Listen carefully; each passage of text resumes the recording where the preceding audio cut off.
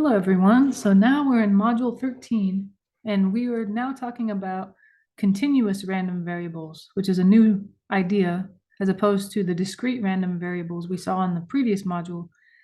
So the discrete random variables, that would just describe something that can take on a quantity that's only a finite number or a countable number. And by that, I mean something like, I think we saw an example that said the number of eggs that a hen might have in her nest. That would just be either 1, 2, 3, 4, 5, et cetera, et cetera. It would never be a decimal or a fraction. There's no way it would be 2.2 eggs or something like that, or 1/4 of an egg. That's the discrete random variable would be like the eggs, but a continuous random variable would be something to where it can take on a quantity that's a whole number or anything between two whole numbers. So for example, the amount of water in a pool, it's not only as you're filling a pool or a bathtub, it's not like just all of a sudden there's 1 gallon of water in there and then there's 2 gallons of water. It just doesn't jump like that. There's continuously it increases or decreases. You know what I mean? You can have 1.1 gallons, you can have 1.9 gallons, you can have 2.7 gallons. Any decimal number or fraction or whole number you can think of, it's possible to have that many gallons of water in somewhere. That would be a continuous random variable because it's not like it jumps from one whole number to the next as the values you take on. It's kind of the idea. That's what I would think of continuous random variable as opposed to the discrete where it takes on whole number values. So that's what this module is going to be about. As it turns out, most of the methods for dealing with continuous random variables require a higher mathematical level than we needed to deal with the discrete random variables. So we did a lot of things with the discrete random variables in previous modules, but now that we're talking about continuous ones, to really do interesting math with them, you need a lot of math behind you, like calculus and stuff. So we won't do too much as far as continuous random variables go. If you, for some reason, someday for your major or for your career, you need to take more statistics, you might see these again. But for the most part, yeah, calculations of probabilities associated with continuous random variables, its mean and standard deviation requires knowledge of calculus and is beyond the scope of this course. I actually remember taking a probability course like that, and it was nuts. Would not recommend. Not, yeah, 0 out of 10 stars, I would say. Not fun. Some people might think it's fun. What we do in this part is discuss the idea behind the probability distribution of a continuous random variable and show how calculations involving such variables become quite complicated very fast. We'll then move on to a special class of continuous random variables, the normal random variables.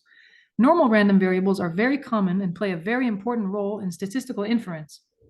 But for now, we'll just think about continuous random variables, and the normal stuff we'll see in a little while. Okay, let's see. Oops, I'm gonna erase that because it's kind of in the way. Okay, so let's review a little bit before we move on here. Let's review. So as we discussed in a previous module, shoe size is a discrete quantitative variable because we can list all possible shoe sizes.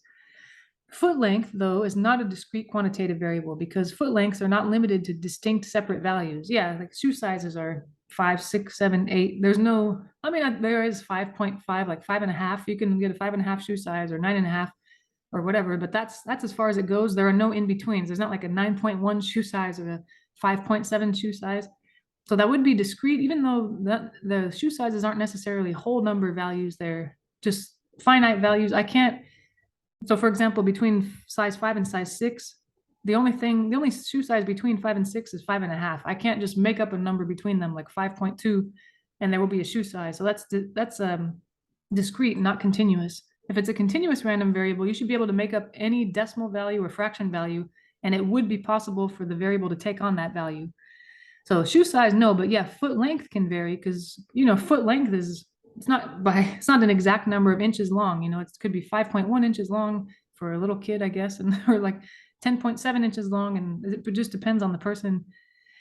They vary over a continuous range of possibilities. In other words, foot length, unlike shoe size, can be measured as precisely as we want to measure it. For example, we can measure foot length to the nearest inch, the nearest half inch, or the nearest quarter of an inch, or to the nearest tenth of an inch, etc., depending how exact you want your answer. Therefore, foot length is a continuous quantitative variable, not discrete. So what happens to the probability histogram when we measure foot length with more precision? When we increase the precision of the measurement, we will have a larger number of bins in our histogram.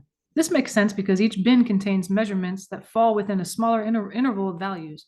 So for example, if we measure foot lengths in inches, one bin will contain measurements from 6 inches up to 7 inches. But if we measure foot lengths to the nearest half inch, then we now have two bins, one bin with lengths up to from 6 to 6.5 inches, and then the next one's from 6.5 to 7 inches. Depending how precise you want to get, you'll have more bins in your histogram. You can use the following applet to see what happens in the probability histogram as the widths of intervals decrease. Change the interval width by clicking on 0.5 inches, 0.25 inches, or 0.1 inches. Okay. Now let's look at this guy, just for fun. Click on 0.5, I guess that's what it's already on. 0.25, so there's obviously more bins, they're narrower and there are more of them. 0.1, now there's so many, it just almost looks like one curve and I don't even see bins separated, but it's because there's a separate bin for every 1/10 of an inch. So 6.0 to 6.1 is one bin, and then and on and on and on. Okay. At the bottom of the applet is an option to add a curve. This curve comes from a mathematical equation adjusted to fit the shape of the probability histogram. Check Show Curve and then click through the different bin widths. Notice that as the width of the intervals gets smaller, the probability histogram gets closer to the curve. More specifically, the area in the histogram's rectangles more closely approximates the area under the curve. If we continue to reduce the size of the intervals, the curve becomes a better and better way to estimate the probability histogram. And that looks a lot like some calculus stuff. If you take calculus, you'll see a lot of that same kind of talk in there. We'll use smooth curves like this one to represent the probability distributions of continuous quantitative variables. This idea is discussed in more detail on the next page. So maybe we'll just do like they said here. Click on Show Curve. Okay, there. And so you notice that we have the largest bin width, well, at least the largest bin width that they're allowing. And some of the bins are higher, some are lower than that curve. But as I get smaller bins, now there's not a whole lot of overlap. It's almost like the bins and the curve have the same amount of area underneath them, I guess. And then once you get to 0.1, the very smallest one, it looks like about the same. If you imagine the area inside all those bins compared to the area under this curve, it's approximately the same. It's a lot closer than it would have been otherwise.